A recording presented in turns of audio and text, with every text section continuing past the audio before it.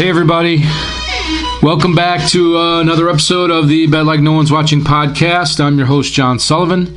You may know me as Buffalo66 or know me from my Twitter page, Buffalo Hold'em, or some of the other podcasts I'm involved in.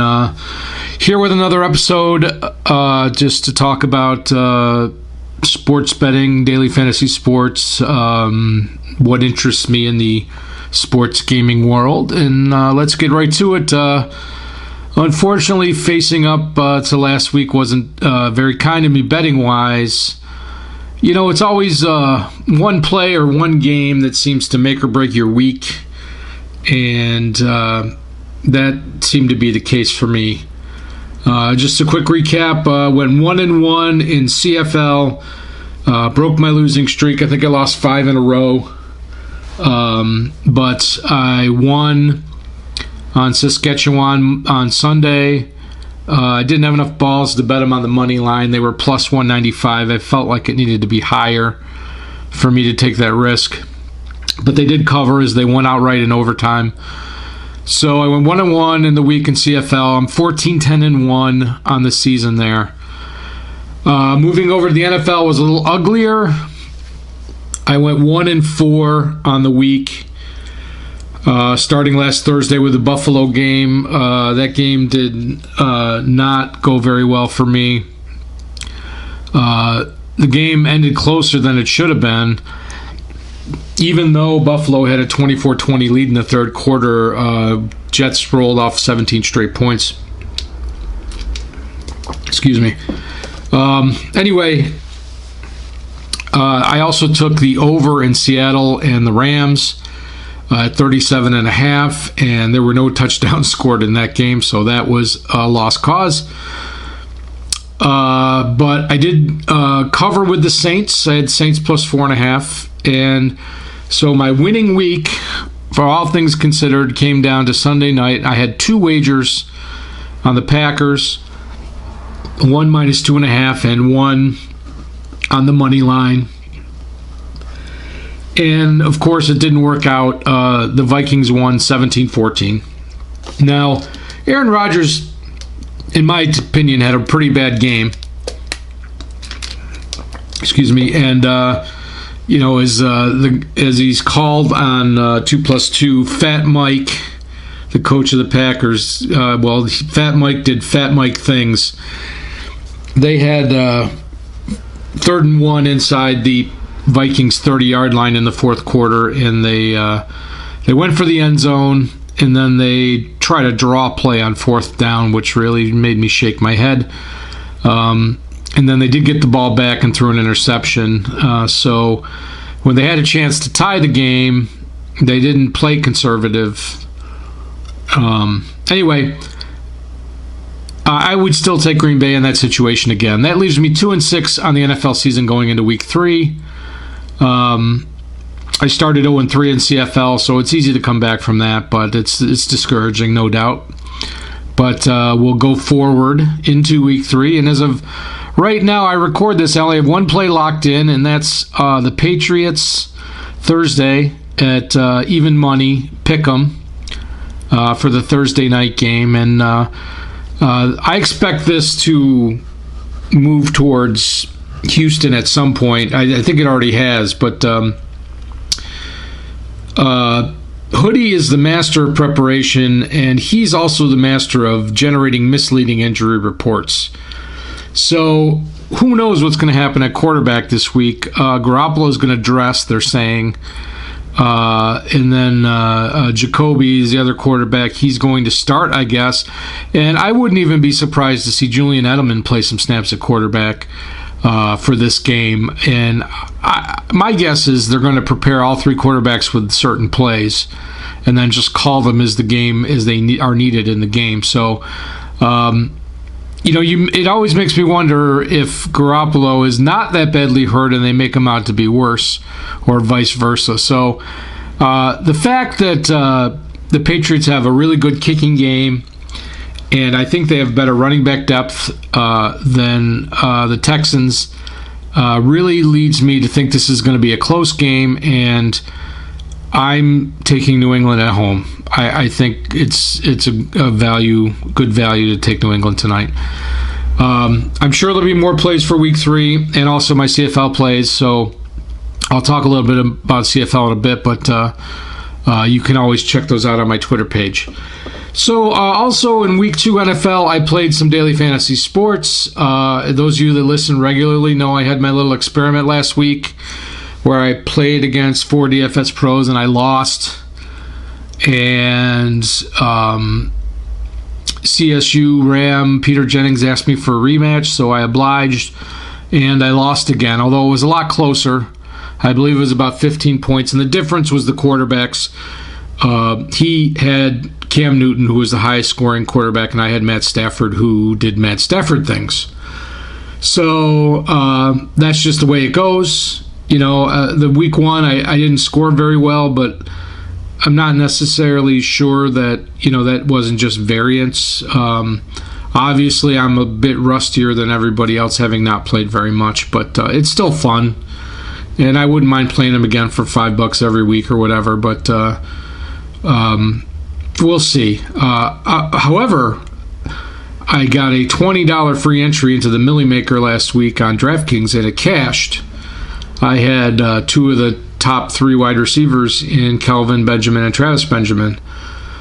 So my whopping $30 payout, I'm going to use that money to enter this week's CFL GPPs, which have the baller price points of 25-cent quarter arcade, $1 and $3 GPPs. So usually when I release my CFL lineup, I'm trying to hit a high floor. I'm trying to score 125 to cash a 50-50 or a heads up. But this week I'm going to enter a variety of lineups and try to get some low-owned combinations. I think I'm going to go with 7 different lineups this week, so it'll be interesting to see how that all pans out. It's not like I'm going to win a substantial amount of money, but I'm playing with house money anyway, so we'll see what happens. Anyway, if you want to hear more about CFL, check out my Daily Fantasy CFL podcast brought to you by Fear the Beard Media. It should drop in the next 24 hours or so, and I'll break down all the games, give my betting takes, and which players I think are going to impact the game from a fantasy perspective. So check that out if you care to. So I want to spend the rest of this short podcast talking about a few DFS industry topics from the last couple of days. And the first one is about the Week 2 Millie Maker on DraftKings, which was won by Al Smizzle. I'm not going to try to pronounce his real last name because I'm sure I'll get it wrong. But there's been some uproar since he is a contractor / brand ambassador for DraftKings. And there was even a pretty mean-spirited Deadspin article written about it. My take is Al didn't do anything wrong. He won fairly and within the rules, and he deserves to be congratulated, so congratulations.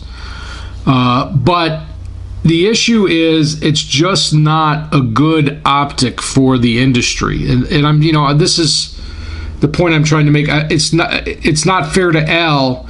It was just a matter of time before anybody that worked in the industry won a big contest, whether it was another DraftKings Pro or whatever they call them these days, and that raises red flags, and it sucks that they tried to show him in a poor light, but it's just not a good look.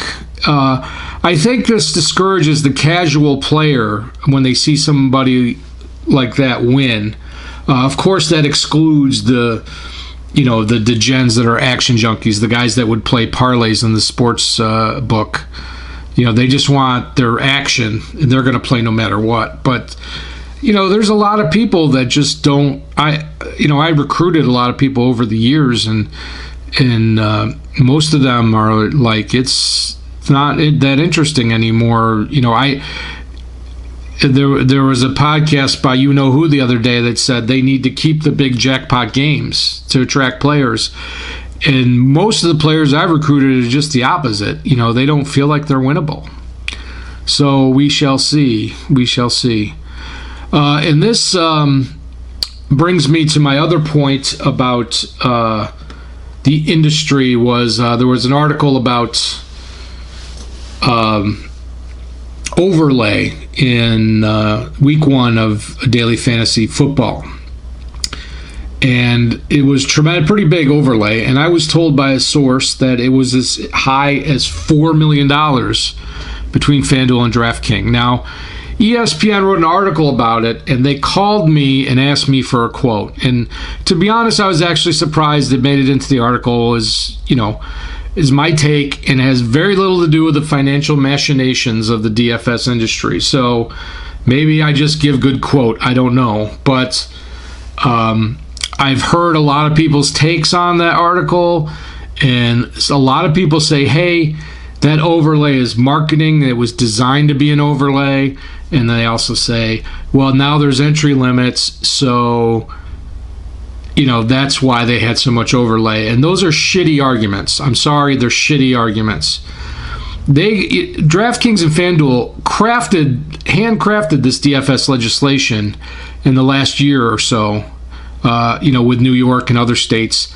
So they had a full year to prepare for week 1 contests, knowing what the entry limits are going to be, and in having a really good grasp, or should have had a really good grasp on what their customers are spending. So, what's not included, people look at the lobby shot 5 seconds before the contest starts, excuse me, and they say, oh, we can calculate the overlay. What's not included in that figure is the promotional entries that are given away. Now, I've been getting free entries from DraftKings and FanDuel every week so far this NFL season, and I'm likely at the bottom of their Christmas card list. I'm not. They're probably their favorite customer. So imagine what the good customers are getting from these companies.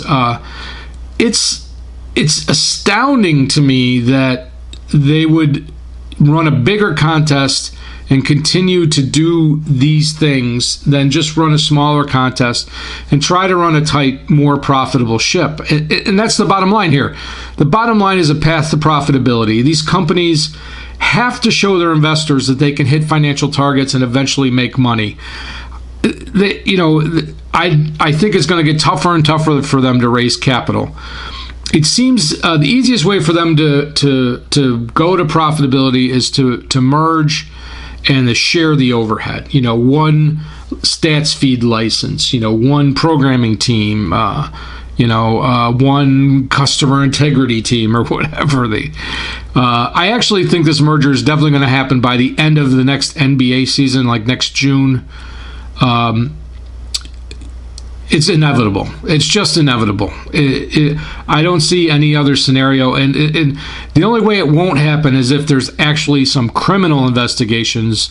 There's 3 federal investigations ongoing into daily fantasy sports. So if any of them result in criminal charges, that could just make the whole thing go kaput. Well, anyway, I could go on for another hour about this, but I'm going to stop there for today's podcast.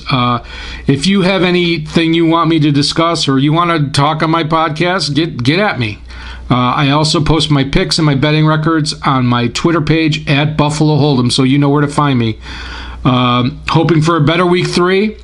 Excited about playing some fantasy CFL tournaments, and I hope you check back next week, see how I did. So look forward to another episode, but until then, bet like no one's watching. Take care. Bye.